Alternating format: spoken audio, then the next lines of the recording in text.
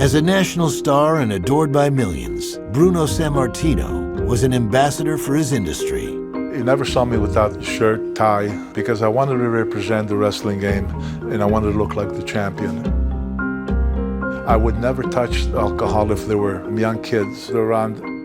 I always used to be very conscious about stuff like that. The impact that Sammartino had on the culture was enormous. He was an enormous celebrity on the streets of New York or Boston or Pittsburgh or Philadelphia or anywhere in the Northeast. Good luck tonight, Bruno. Thank you. Don't worry about the sports. Thanks, Bruno. As his title reign extended into the late 60s, Bruno Sammartino continued to sell out shows across the country. But his fame was not contained to the United States. When you're wrestling out of New York, you have an advantage. The world's heavyweight champion, Bruno Sammartino.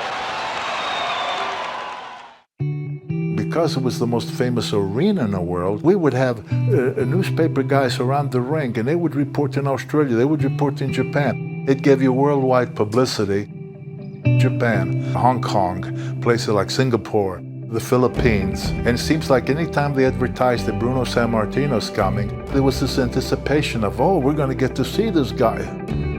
Everybody in the world talked about him. The fan would leave the arena and say, you need to see this.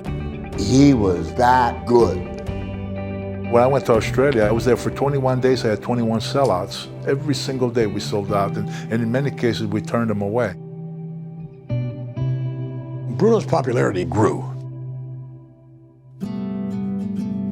Bruno really earned his way into being a top guy. It took Bruno a lot of years to be able to build up this extraordinary following. But once it was built, wow, there's never anything like that. I got to be friends with Frank Sinatra. When I'd go wrestle in California, in Los Angeles, I used to work out with Arnold and Franco Colombo. You look back at old photos, he's with every celebrity, every sports star. He's standing there with his family having a private audience with the Pope. Everybody in the world knew who Bruno Sammartino was. However, the years of defending the title across the globe were wearing on Bruno. How long have you been world's heavyweight champion? 6 years now. And, My gosh, I think that's a record. I guess you're looking forward for a day off. I sure am, and I'm glad that I got the day off tomorrow to go home and relax a bit and listen to my music and be with my 3 sons and my wife. By 1971, Bruno had been the celebrated champion for nearly 8 years. The schedule was really rough. You'd leave from New York to Bangor, Maine.